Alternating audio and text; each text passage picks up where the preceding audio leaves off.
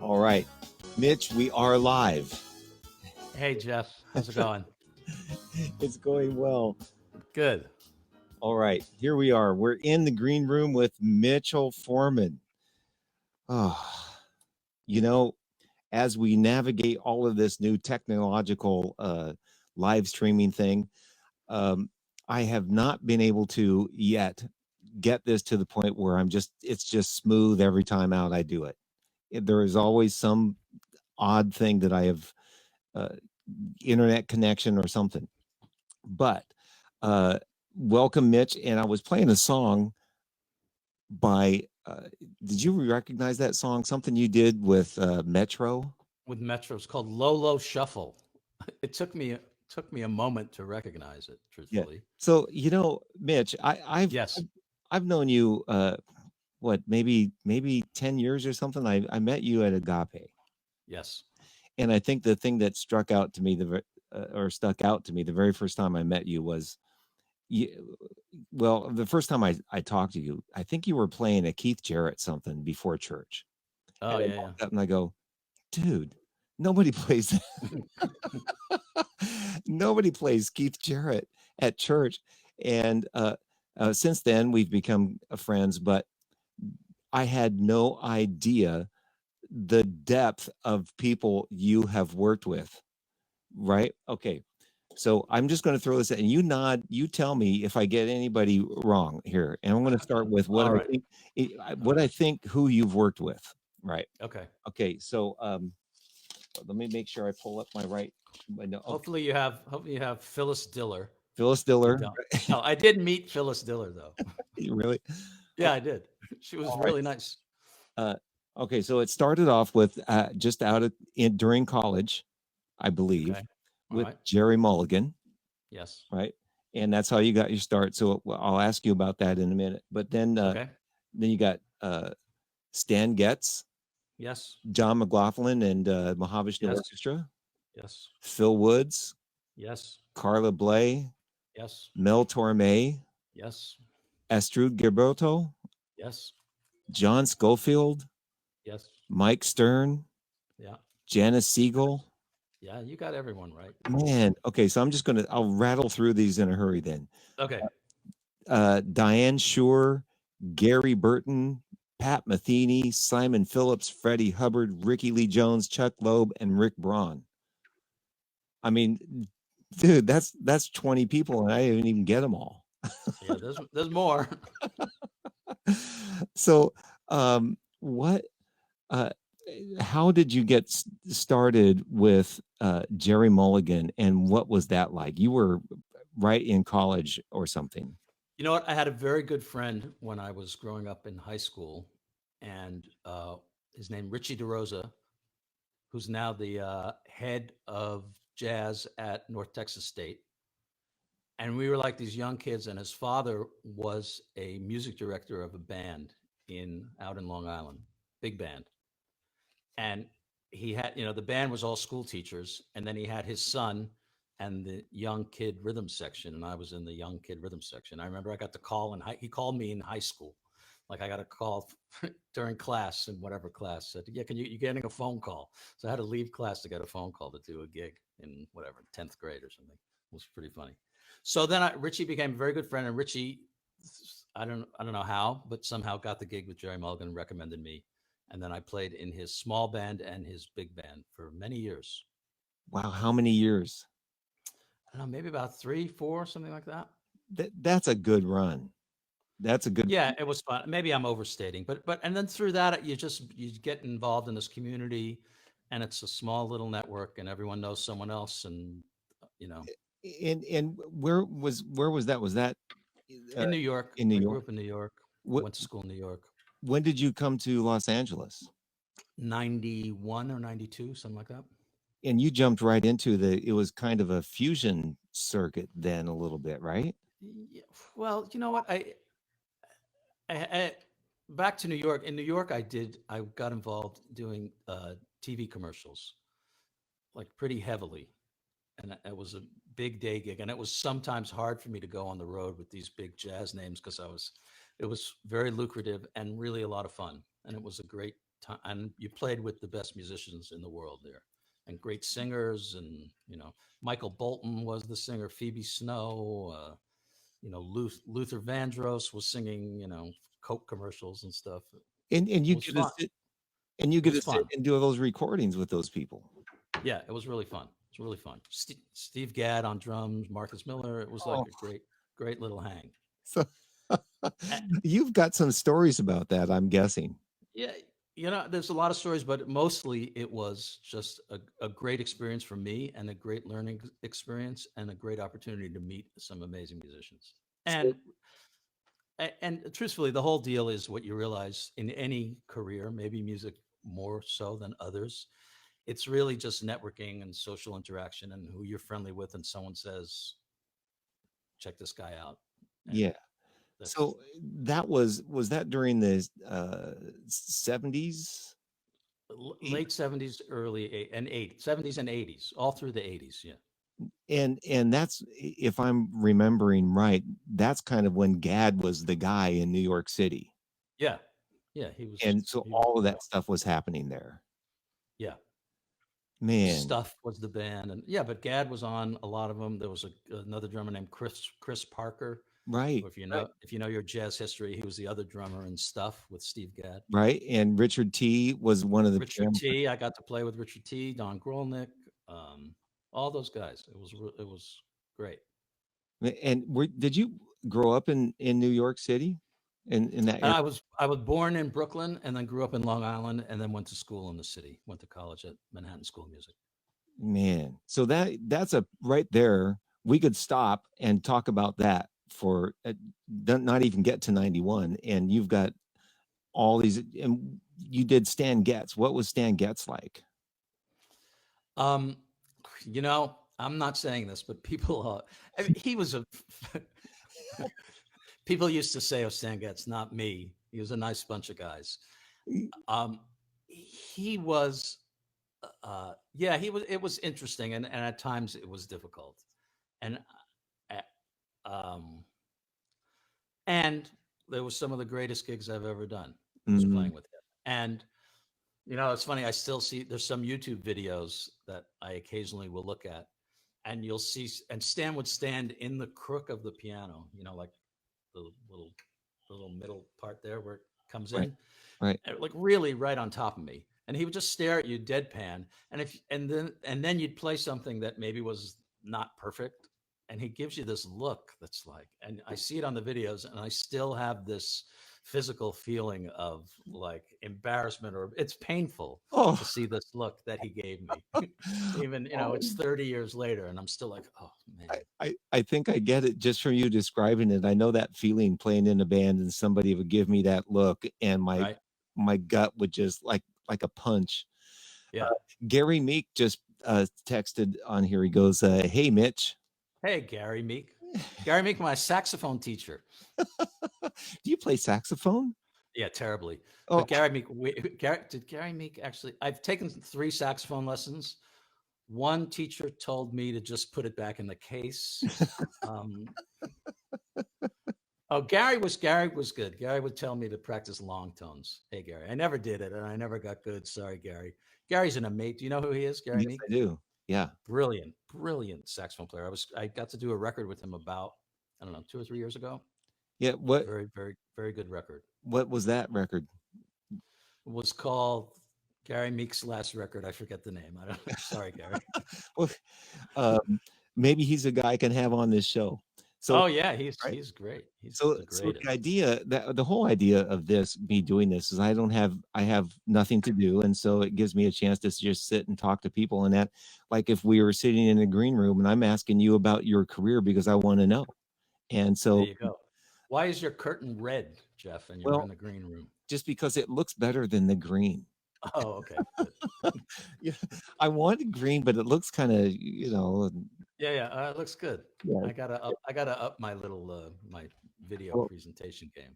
yeah, that's what somebody, somebody said. It looks good. It looks better than Yeah. the walls. So, well, here's the other thing that when you moved to why did you leave New York? Because that was an amazing career you had going there. Yeah, well, that business changed drastically when people started getting home studios and the big Mm. studios and the big jingle companies. All of a sudden, you know, people could do it much cheaper and at home, and they didn't have to hire the big names anymore. So that was changing. Um, I had some opportunities in LA. I was friendly with Pat Williams. I don't know if you know who he is I or do. was. Yeah. So he offered me a record deal and studio work at a free place to live in the Hollywood Hills. It was sort of like a no brainer.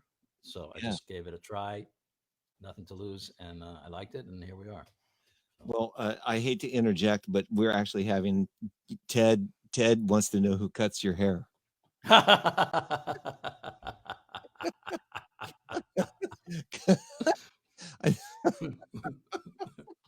Ted, Ted knows who yeah, does it. right? Ted knows. Okay, so now here's the thing: is as I'm going through some of this stuff, I mean, you probably have played at the baked potato more than anybody in the world.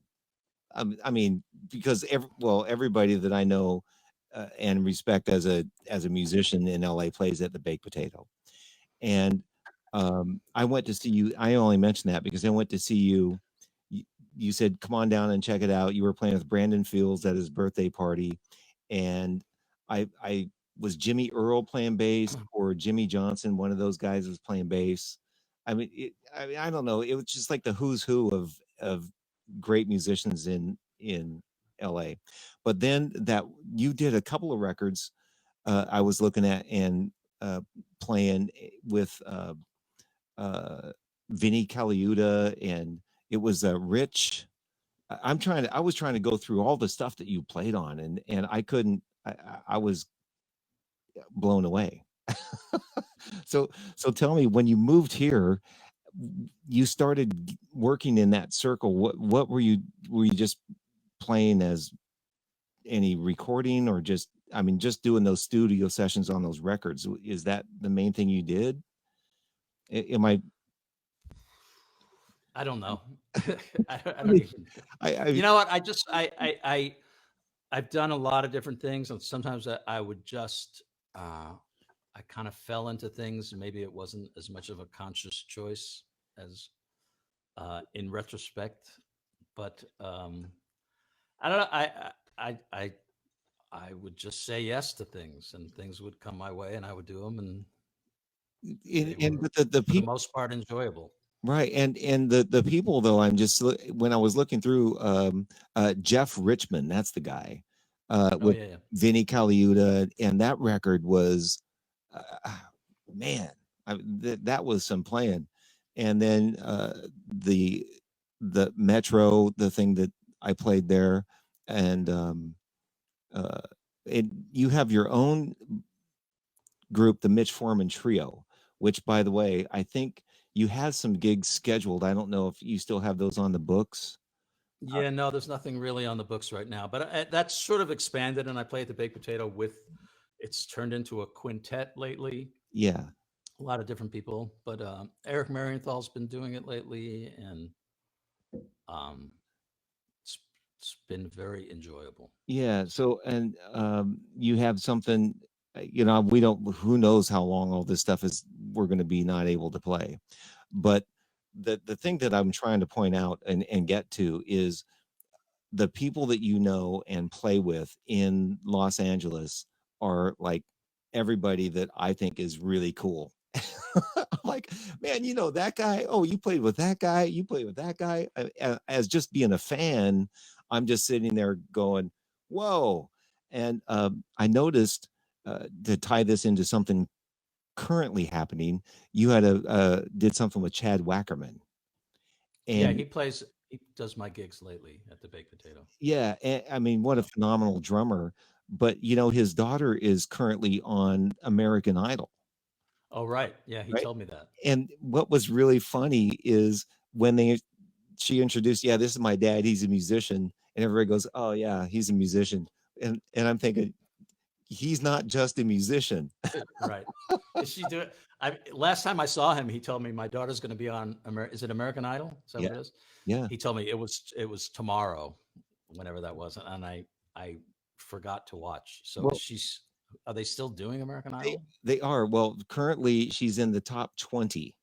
Oh, good, Made it good, that good. far, and there's going to be one more show next Sunday, and I don't know when they get to all the live stuff. I don't, who knows if they're Right, gonna what they're gonna right. do, you know? Is her name Sophia or something like that? Oh gosh, I I think it's can't. something like that. Yeah, something. Sophie? Uh, but you know what? You're sitting at Yes, the piano, and it would yes. be really cool if you could play something because I know we've got a couple of listeners. Somebody will appreciate your playing, and then guess what? I can actually take What? phone calls, Oh my God. Okay. and I might try to get some of these people to take a phone call. Anyway, would you play something for us? Yeah, tell me, uh, any time length period? You know, I just what you were playing as we started off, you know, just something jazzy would be really nice. And I I Okay. I was especially liking at church when you play all the Keith Jarrett stuff. I'm a big Right, right. piano fan, so uh, Well, who knows? If Keith will get mad and he'll start asking you for royalties if I play one of his songs. So I'll play one of my songs. It's a song of mine. It's called Cartoons. okay. Cartoons.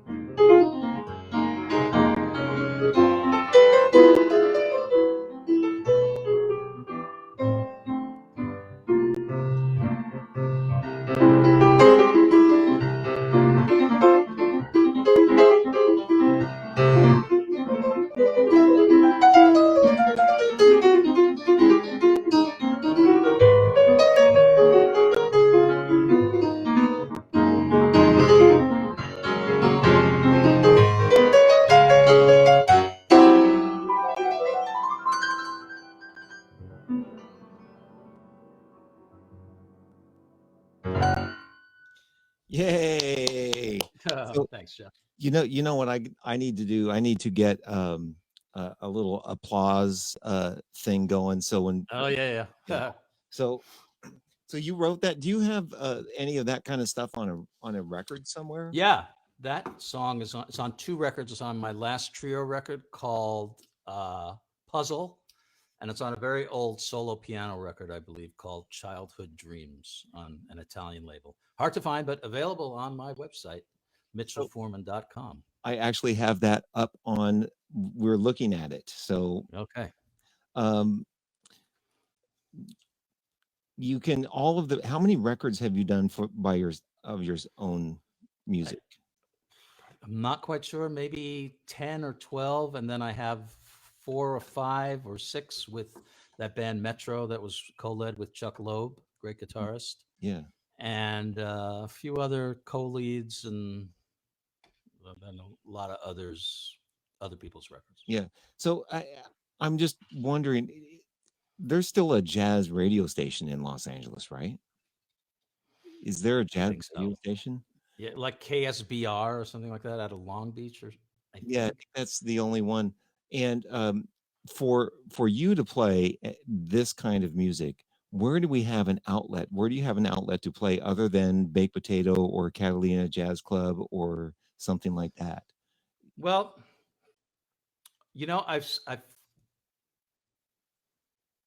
I've kind of not pushed that much for myself, and I wound up playing for other people.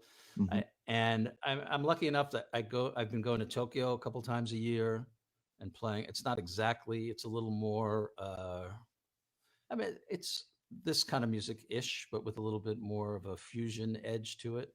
Right, right. And I love this. But we play at the Cotton Club. I love that club. It's the greatest. So, of the recent tours you've done with people, who are the people you usually play with? I play with Eric a lot, Eric Marienthal, and we play at Spaghettini's down in Seal Beach often Yeah, and Tokyo frequently, and he plays with me in LA. yeah. So, Spaghettini's, uh, they have a pretty good following. They have pretty good turnout for people there, right? yeah, yeah, it's a Spaghettini's, cool little spot. right?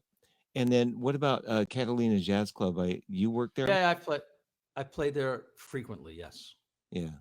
And I know you play with Vinny on that one record. Have you played with him on any other? I play with him on a lot of other things. Lately, I haven't seen him in a couple years, truthfully. Yeah, yeah. I- I think I did a Chuck Loeb record with. Oh no, that wasn't Vinny. Maybe it was. I don't remember. but so what? I've got a couple of questions. What was it like to work with Pat Metheny? Pat Metheny, I got to play I did a record and a little tour with him, and that was it. Yeah, The record's called Reunion, and I got to write the title track for that, which was cool. nice. And he was great. I mean, never played a wrong note, never played a bad solo. Same with, it was Metheny and Burton together. Oh, The two of them yeah, together were ridiculous as far as consistent superior, like the highest quality musicians ever on there was never a wrong note, and no, nothing. right. They'd take 3 solos and there was no reason to ever take more than one because the first one was perfect, but somehow they'd find something that they thought could improve. Right. So Oh man. You know, uh, I've been in a studio sitting behind guys that would play a solo and it would be great, and they go, "No, I don't like that," and want to do it again. right, You know, it was right, that kind of situation, right? Where they would yeah, just play and it was just great, and they'd still want to keep doing right, it because they would hear something different. right. Um, now, what about Mike Stern and John Schofield working with those two guys? You know what I did? I knew Stern better than Schofield. I mean, know them better than Schofield. And Stern, I played on his first record, and Schofield, I did a little tour and we did one record, but I knew him around the scene in New York, but we Yeah. didn't play that much together. So, But so when I'm looking at there's a real from a musician standpoint, there's a real style of music here that there's not a lot of people that do. You know, it's a small group of people, and from my perspective, it really advanced musicianship. Mm. In terms of like John McLaughlin, Pat Metheny, and all of those kinds of things. The jazz fusion thing and stuff you were playing is more complex than just your basic swingy kind of groove kind of stuff, right? So you do a lot of that kind of work, which I'm just thinking the way a regular musician would go, like, man, that guy's good. Would he ever sit down and play, Girl from Ipanema in my band? You know what I'm Mm. saying? Right. Well, I did. I played with the girl from Ipanema. Astrid Gilberto was the girl. Is the girl from Ipanema. Right? So, um, So, and somebody told me the other night that the guy that recorded the solo on Girl from Ipanema was Gary Burton. Is that correct? well, maybe one version, but he's Oh, really the famous version is Stan Getz played right, right. on that. I don't And know if Gary. There must be a version with Gary Burton, but yeah, I think the most famous one is Stan Getz. yeah. Um, so, and you played with Diane Shore and Mel Torme as well, Yeah, right? not much. Yeah. But then from a stylistic, again, we're just talking. If I was sitting talking to you, asking you questions, this is what I'd be asking you. So, so like, Go ahead, ask away. so stylistically, when you're playing with Diane Shore, since she's more of a jazz singer, swing Right. kind of thing, that's a lot different than the stuff you were playing with Jeff Richmond, right? I mean, that the guitar player in it with Vinny, where you playing You Vinny. know, just to make it easier to understand. Mhm, I mean, I think I grew up playing classical music.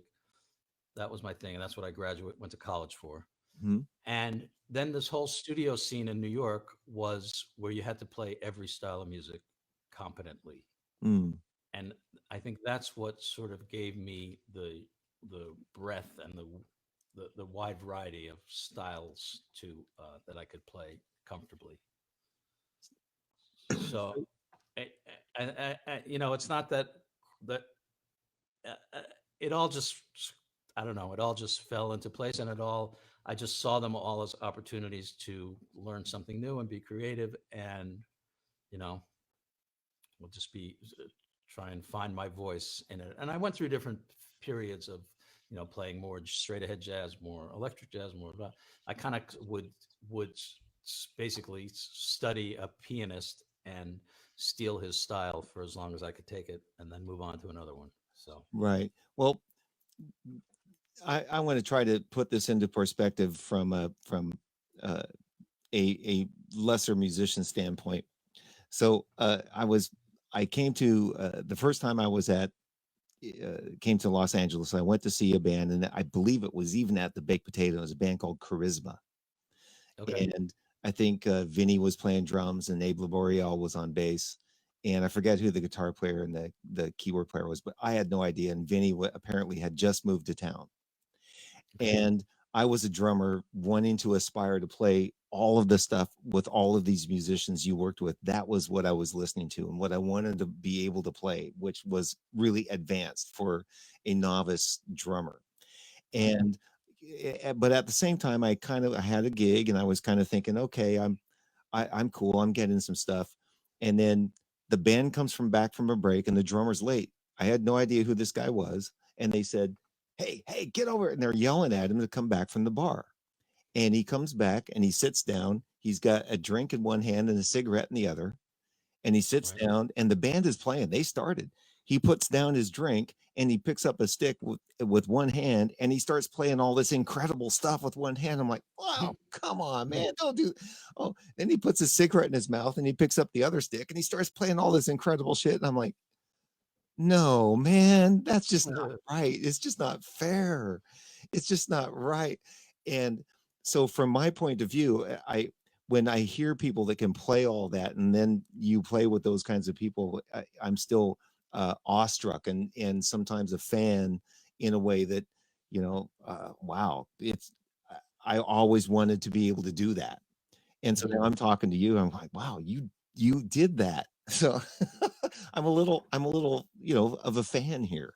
Oh, thanks, Jeff. So, uh, as a matter of fact, I'm gonna put up take your name, your website off. I'm gonna put up a phone number just in case somebody wants to call in and ask you a question about what I'm asking. You know, Okay, one of the I'm things ready.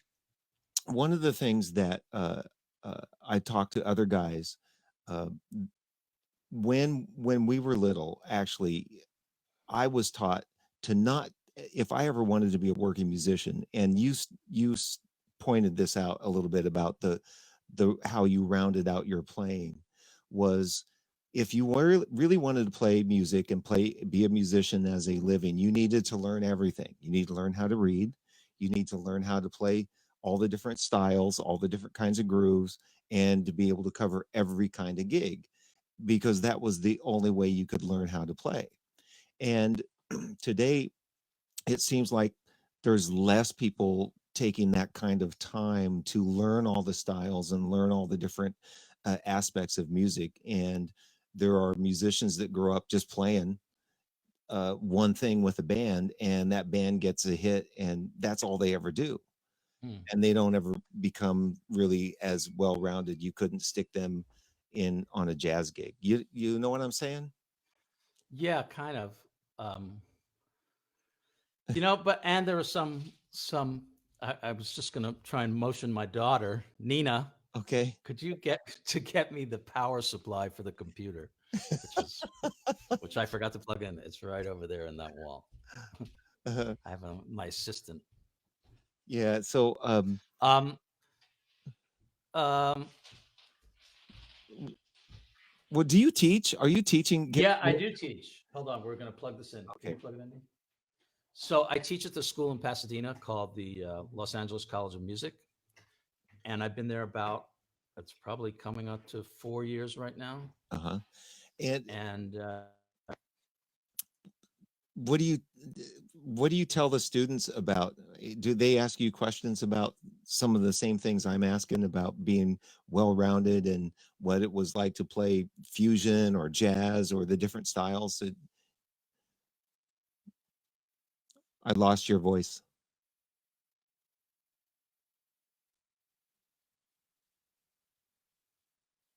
Can you still hear me? Okay.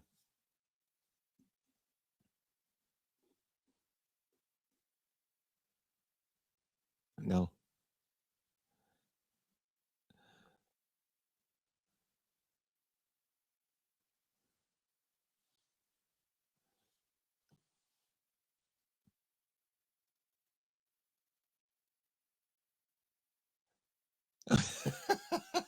Do you have to log out?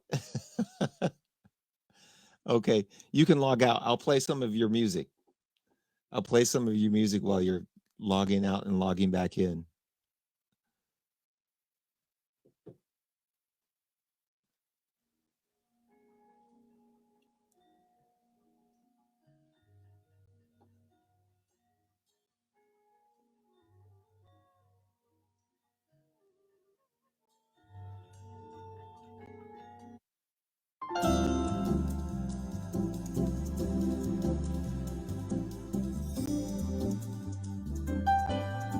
Well, ladies and gentlemen, Mitch had his computer freeze up, and so I'm playing you some stuff of Mitch.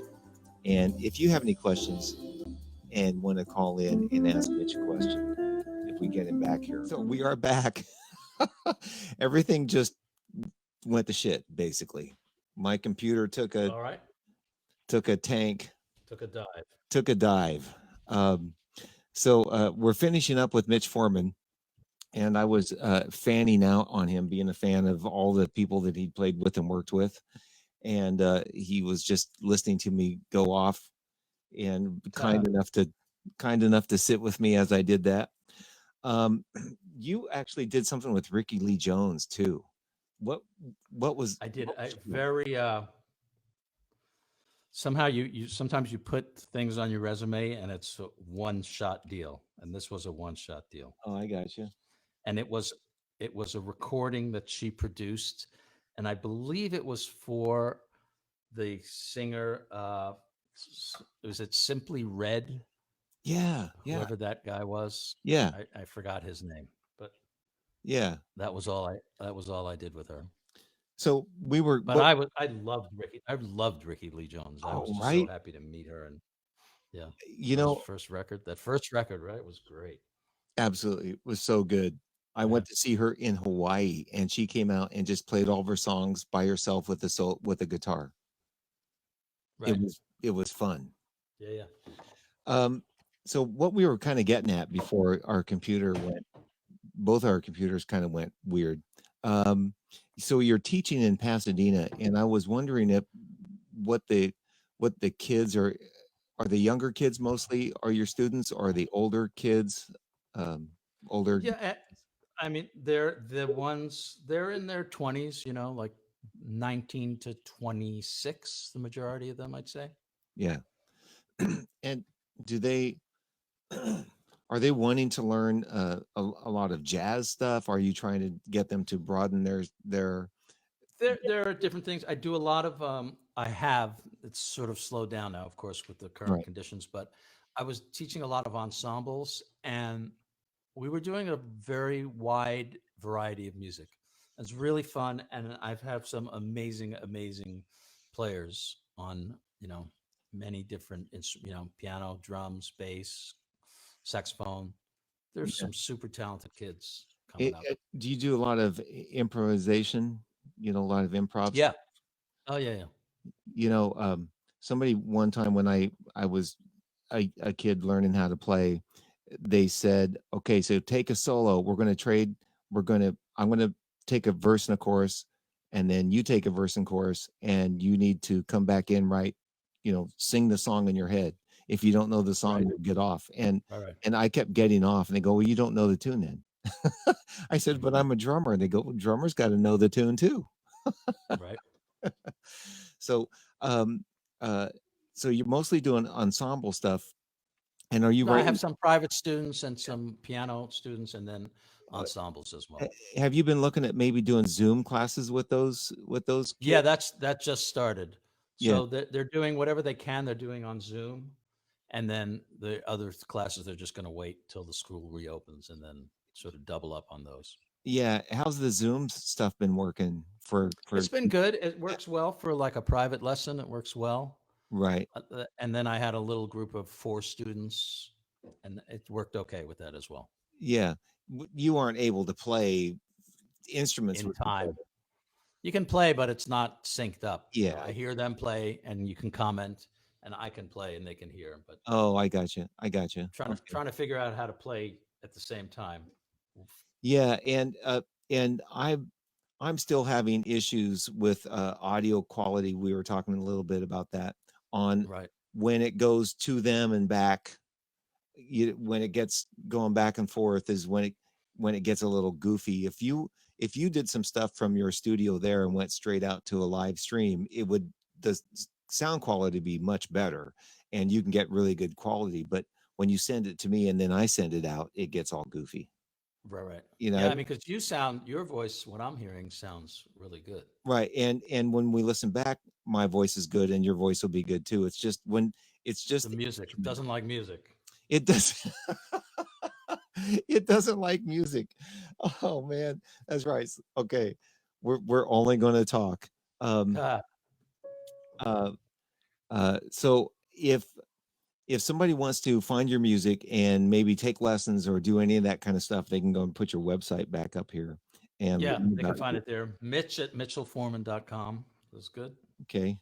Um uh And if you I know you have a trio, and who are the guys that play in your trio? Well, I have a trio. I haven't really played with the trio for a while. Sorry, Mm, trio. But yeah, the last recording I did was with Kevin Axt and Steve Haas.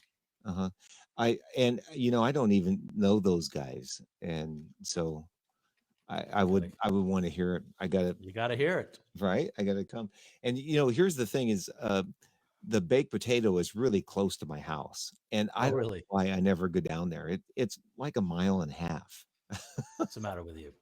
There was a time, maybe a year ago, where I think it was in I maybe in 10 days or 11 days, I had 8 gigs at the Baked Potato with all with different bands, with different with bands. like 3 See, days off. see, It that's was exactly what I was trying to say earlier. It's yeah. like everybody.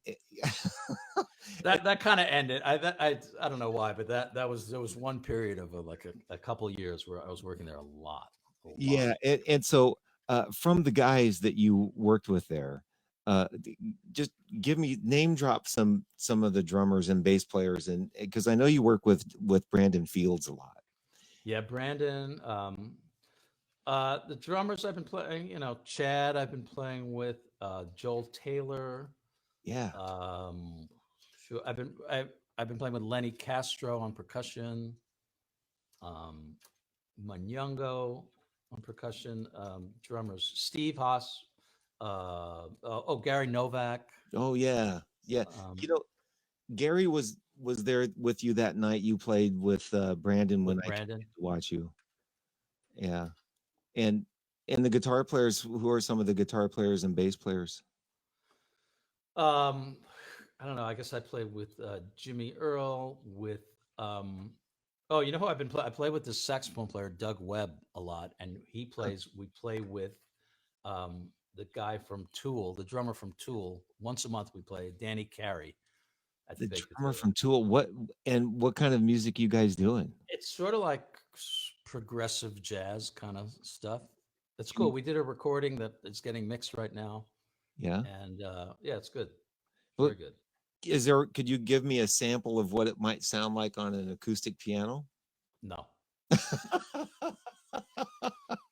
It was funny when I first called you, I couldn't see your piano, and I said, right. "Yep, yeah, we got to hear your keyboard." And you go, "Jeff, it's not a keyboard, it's a piano." Yeah. Um, so Jimmy Earl, excuse me, is Yeah. what a monster bass player Jimmy Earl is, and his group, yeah, well, and Jimmy Johnson too, and I think the guy that played, I always forget his name from the Yellow Jackets, Jimmy Haslip, a lot of Jimmy Jimmys. Haslip. Yes, I think he was the guy that was playing that one night with you. Probably, yeah, yeah, yeah. Yeah, I left him out. I play often with him too. yeah. Um, so I mean, from me, from that time period that I'm talking about with the Yellow Jackets and all those '90s, mid '80s to '90s groups, and when you got to Los Angeles with all of and playing with all those people and the people we're talking about are again the kind of jazz sort of musician that I would look up to and want to emulate as a player. Hmm. And I don't do the young kids have any idea of that? Are they, when you say Vinny or Jimmy Earl or Jimmy Johnson, do they know, like, I know who those guys are? Yeah, I think most of them do. And there's like a whole mess of there's new people coming up that they're all like looking up to. Well, I mean, there's some amazing musicians. there are some young kids, and this guy's name keeps coming up, Jacob Collier. Oh, Jacob Collier's amazing. I mean, you know, Yeah, he's incredible. yeah. So uh, I think there is a new birth of creativity, I believe. Oh, actually, I think somebody's actually tuned in right now. Katja Reichman. Oh yeah, yeah. I Reichman? do know her. Yeah. Yeah. Hi, Katya. We had a funny circumstance. Yeah. Is it a A fr- story that we can tell in mixed eh, company? Absolutely. A friend of mine who I played with Stan Getz when we were really young, named Mike Hyman, came and rented a Airbnb. And it was a weekend I was doing a gig with Katya, and he wound up renting an Airbnb from Katya. And Oh, I didn't know Katya at all, I think, or maybe I had met her a couple years ago. I didn't know her that well. And it just turned out Mike Hyman said, "Yeah, I'm staying with this sax player. It's her place." And so it was sort of a freaky coincidence. oh, that's cool. Yeah. I think I met her in person, and I think she could probably verify this. But I went to see Tower. I think it was her that opened for Tower Oh yeah. by herself, and and she has to basically pay to play in to open like at the Rose, you know. Um, in Pasadena, the Rose, and they have all those bands, and you have Tower, and the Oh yeah, yeah. opening acts don't really get paid to play there. You got to like, guarantee 5 or 10, Right, right, right. 15 people to come in. And I think I met her that night. And she sounds really great, man. She's Yeah, yeah. really great player. Um, so then, back to the school, and you've been teaching there, and you do class. Do you write a lot of charts and stuff for these guys to play? I do some arrangements for they have a little small group, like 6 or 7 people, 3 horn band, Yeah, and I encourage them to write arrangements for themselves. yeah. They're great. They're great. These kids are great. And Um, how many kids do you have? 2 that I know of. It's the oldest joke in the book. And do they live with you now? My daughter is going to school in New York, and she's just taking a break from school, obviously, and staying with me right now. It, My son lives in LA. My son graduated Berkeley College of Music about a year ago, and he's living on his own in like Los Feliz, doing and very well. what does he play? He plays a lot of computer stuff, but he plays drums, guitar, and some keyboard. And look him up on Spotify. Middle School is his name. Middle school. Middle School. He's Okay. got he's got And millions of downloads. really? Yeah, Oh man, it's crazy. middle school. And what is your daughter studying music? My daughter's studying art, Uh, yet art in Brooklyn, and lately though she's getting more into music. I hear her today. She came out of her room and said she was calling my room Studio A and her Studio B. So she was playing some guitar and recording some stuff, and so Oh, nice. Does she let you in her room? yeah, Okay. every once in a while, yeah. Yeah. My daughter's like, okay, Dad, you can leave. Get out. Get out. Oh, You know, yeah, no, I don't. You can't overstay your welcome, but right? I'm allowed in for Right. brief periods. Especially if it's to bring food or, some water or Right. something, then Yeah. you can come in. Yeah. Yep. So, um, do you want to play something else before we get out of here? You tell me. I mean, if I don't know if it sounds good enough to play or. Well, let me just say, there's no way it would ever do you justice. It just doesn't, not the way I know it sounds in that room, and All right. it would show your skill, but it just wouldn't be. It All right. I'm wouldn't. going to play a very brief little song. One of my favorite songs that I wrote. It's a ballad. It's called "Gorgeous," and I'll just play a short little rendition of it, if Perfect. I may. All right. Perfect. Here you go. So are we camera angled good here? Yeah. You're not seeing the top end of the piano, are There we you? go.